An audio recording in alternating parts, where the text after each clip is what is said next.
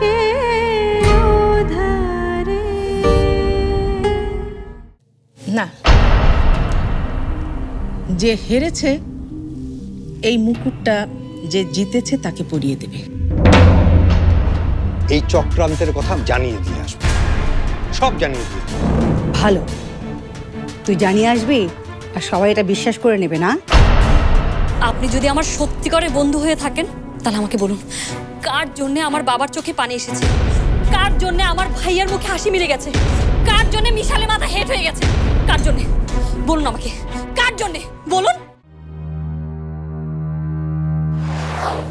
আমাকে ভুলে গেলে এত সহজে?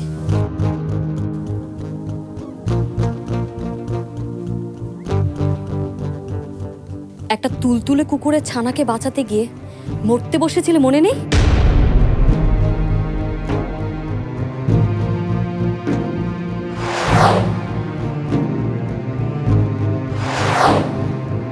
যে কোনো কিছু পরোয়া না করে তোমাকে মরণের হাত থেকে বাঁচালো, তাকে তুমি ভুল বুঝলে আর তাকেই বললে তুমি ষড়যন্ত্রকারী। আর আমাকে তোমার মনে নেই? তোমাকে নতুন জীবন দান করলো যে, সেই মানুষটাই তোমাকে হারিয়ে দিতে চায়, আর আমাকেও তুমি ভুলে গেলে? না না, আমি কাউকে ভুলিনি। মিথ্যা কথা, তুমি সব ভুলে গেছো। কার দয়ায় আজ তুমি হেঁটে বেড়াচ্ছ, কে তোমার পা ঠিক করেছে, সব ভুলে গেছো।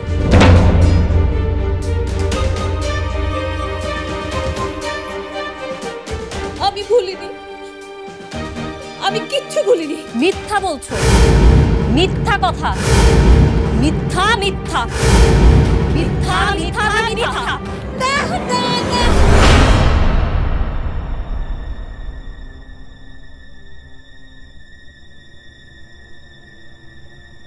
যদি নাই হয় তাহলে আকাশের মতো বন্ধুকে তুমি কি করে তাড়িয়ে দিলে? তুমি একটা স্বার্থপর, স্বার্থপর তুমি।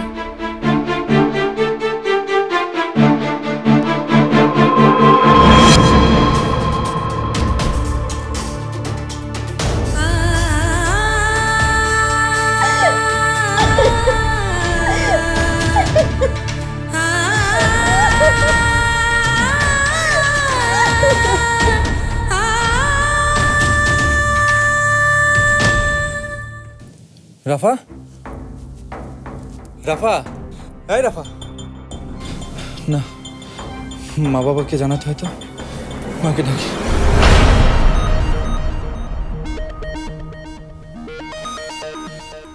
তোমার জ্ঞান ফিরেছে? কি হয়েছে? এমন করছো কেন? কষ্ট হচ্ছে? দাঁড়াও, মাকে ডাকছি।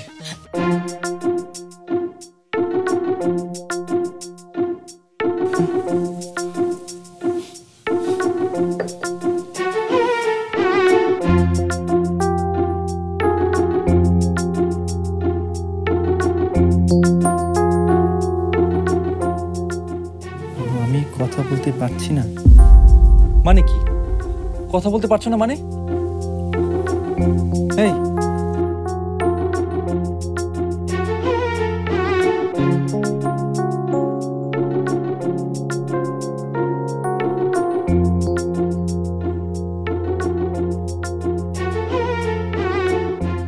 এখন অনেক ট্রাই করেও কথা বলতে পারছি না। মনে হচ্ছে তাথইয়ের ওই জাদু বন্ধু আমার মুখ বন্ধ করে দিয়েছে। কি বলছো তুমি এসব? কি আবল তাবল বলছো?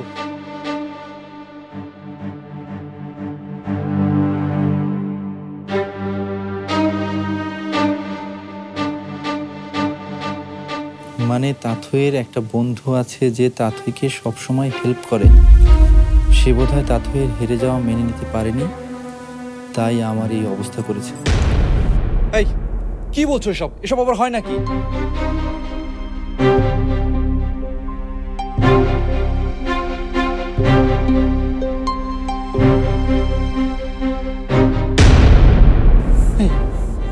তুমি সত্যি কথা বলতে পারছো না? রাফা, দাঁড়াও, আমি মা বাবাকে ডাকছি।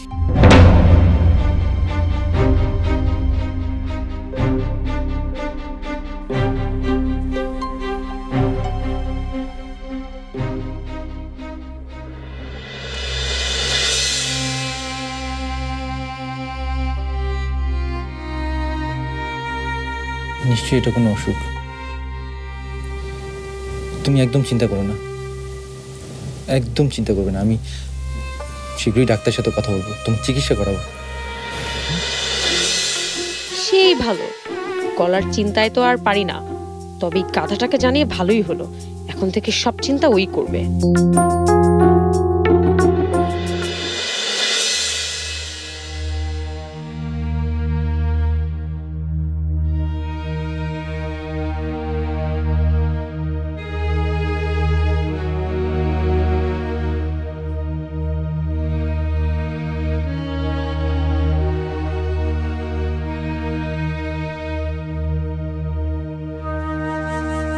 আপি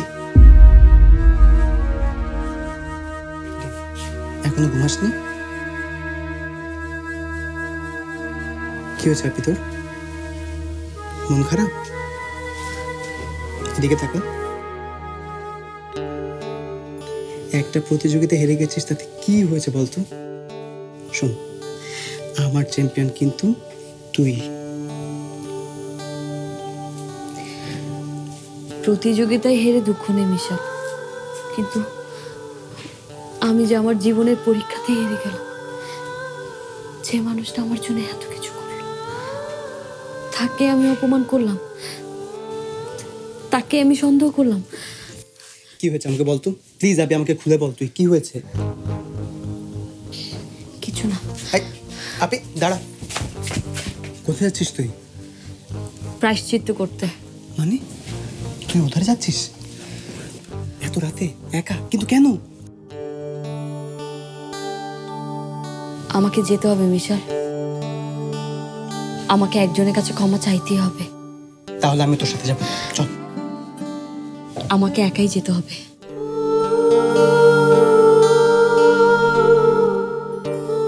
আর শোন, আমি চৌধারে যাচ্ছি এই কথা তুই বাড়ির কাউকে বলবি না, ঠিক আছে?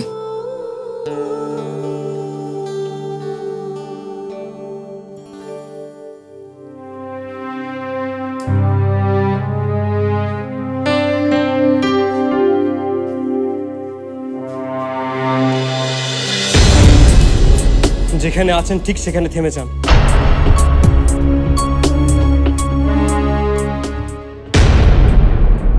তীব্র বাতাসে ঝড়ের মধ্যে ঘড়ির সুতা ছাড়তে নেই, হাতের মধ্যে কুটিয়ে রাখতে হয়। তা থেকে তাই আমি রাখছি। সেটা সে যত দ্রুত বুঝতে পারবে ততই তার জন্য মঙ্গল। আকাশ, আমি আপনার যা বলার ছিল তা বলে দিয়েছেন দাথই। আপনার সব ক্ষতির জন্য আমি দায়ী। আজকে আমার জন্য আপনাকে হারতে হয়েছে, আমার জন্য আপনার পরিবারের সবাইকে কষ্ট পেতে হয়েছে, আমার জন্য। আপনার জন্য আমি এখনো বেঁচে আছি, আপনার জন্য আমি এখনো বেঁচে থাকার অর্থ খুঁজে পাই। আমার জন্য সবার কাছে আজকে আপনাকে অপমানিত হতে হয়েছে দাথই। না, ভুল। কিচ্ছু ভুল না। আপনি আপনার ঘরে যা বলেছেন তার কিছুই ভুল ছিল না। ভুল ছিল আকাশ, আমি যা বলেছি ভুল বলেছি। আমি এসেছি আমার ভুল শোধরাতে। আমি এসেছি আমার ভুলের জন্য ক্ষমা চাইতে, আমার ভুলের প্রায়শ্চিত্ত করতে।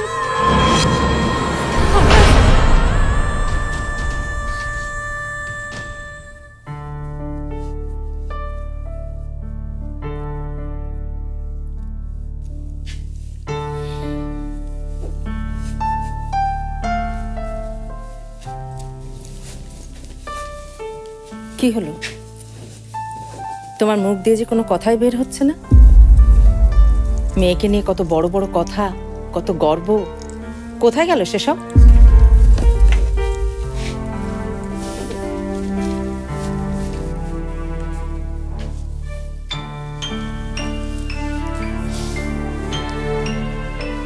একটা কথা কি জানো পাপিয়া,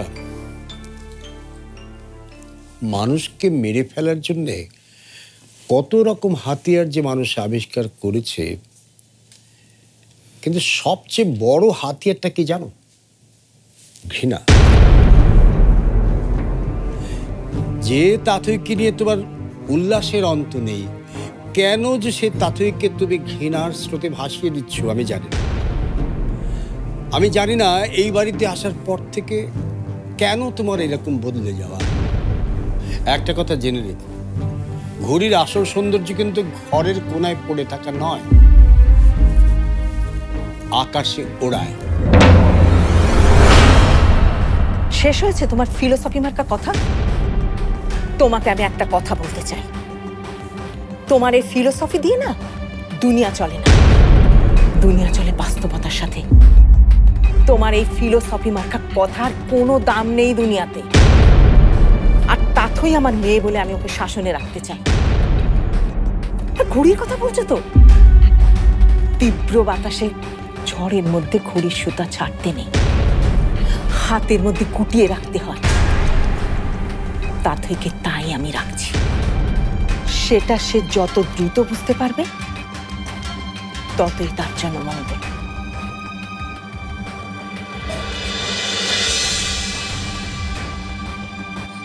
আকাশ,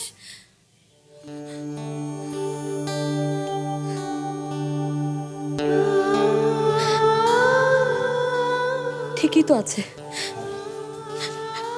আকাশকে তো আর আমি কম অপমান করিনি, আর সেই অপমানের বদলে আজকে আমাকে যদি এই ঘরে অপমানিত হতে হয় তাহলে সেটাই হবে আমার ভুলের প্রায়শ্চিত্ত।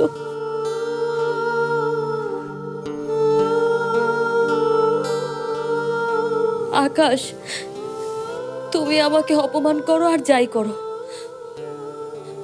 আমাকে একটা বার সরি বলতে দাও, একটা বার সুযোগ দাও আমাকে ক্ষমা চাওয়ার।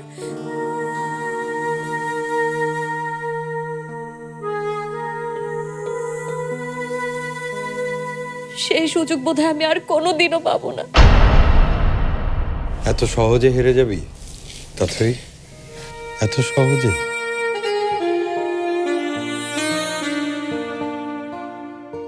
আমি তো হারতে শিখে গেছি আঙ্কেল। না তাথই, আমি যাকে নিজের হাতে আমার বিজয়ের ট্রফি দিয়েছি তাকে আমি হারতে দেখতে চাই না। আমি চাই না এত সহজে তুই আকাশকে ছেড়ে চলে যা। শোন, এই যে দেখ ওর চেয়ার, ওই যে ওর বিছানা, ওই যে ওর বাক্স, ওই যে ছড়ানো বই, কেমন একটা নিঃসঙ্গতা। পুরো ঘর জুড়ে দেখ কেমন নিঃসঙ্গ। এখানে কোনো সুর নাই, এখানে কোনো তাল নাই, কিন্তু এক সময় এই ঘর থেকে সুর ভেসে আসতো, গান তৈরি হতো। গান? হ্যাঁ,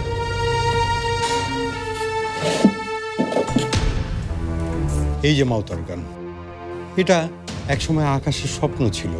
ও স্বপ্ন দেখতো এটা দিয়ে বিশ্ব জয় করবে, একসময় প্রাণ ভরে সুর তুলত। এখন পারে না, এখন একদম পারে না।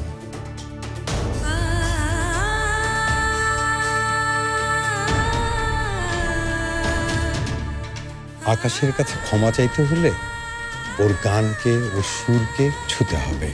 ওর নিঃসঙ্গতা, ওর দুঃখবোধের কোনো একটা তারে ছুঁয়ে দিয়ে ওকে আবার স্বপ্ন দেখাতে হবে।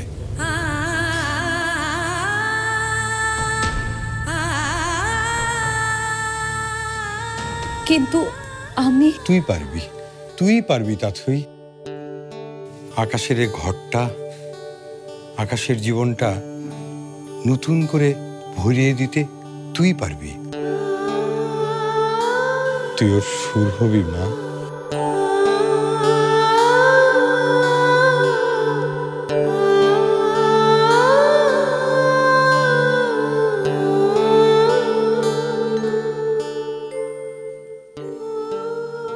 হব আঙ্কেল।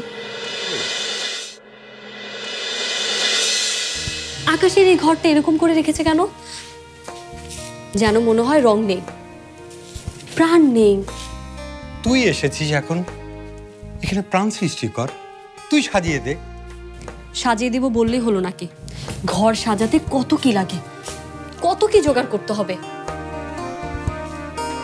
এই যে এই দেয়ালে, এই দেয়ালে একটা বড় ছবি রাখতে হবে। পাহাড়ের? সাগরের।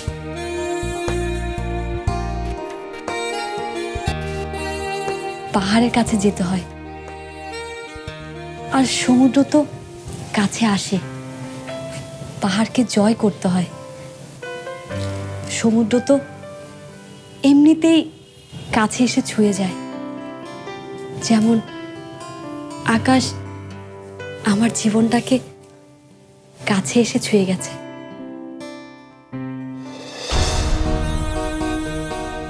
আপনার ছেলের তো অনেক অভিমান, এখন আবার গাল ফোলানোও শিখে গেছে। আমাকে একা এই ঘরে ফেলে চলে গেছে। ইস, আমি যদি পারতাম এখানটা একটা বড় সাগরের ছবি টাঙিয়ে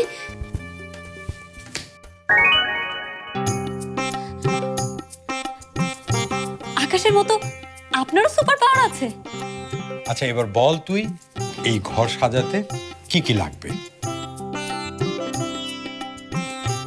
আর এখানটা একটা ছোট্ট টুলের উপর ফুলদানি, আর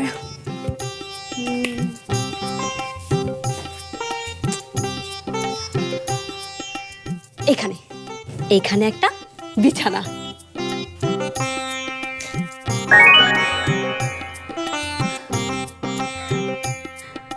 আর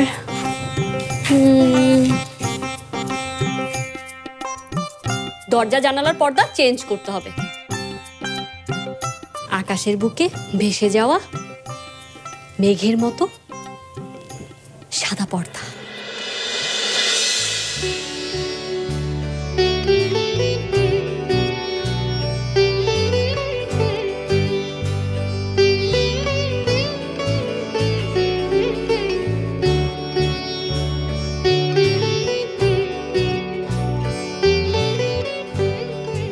আর কি দেয়া যায়?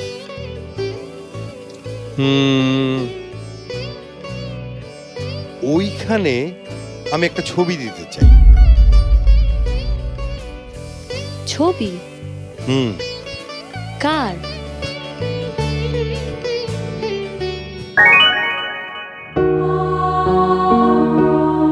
আমার ছবি? কেন? বারে, এই ঘরে যে আলো জ্বালালো, যে আবার আকাশকে পুরনো সুর জাগিয়ে দিতে চাইলো, তার একটা ছবি থাকবে না এই ঘরে?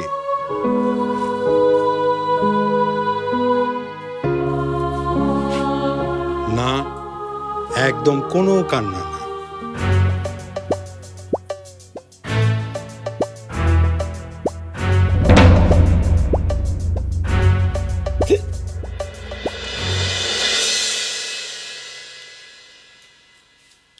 বাজা।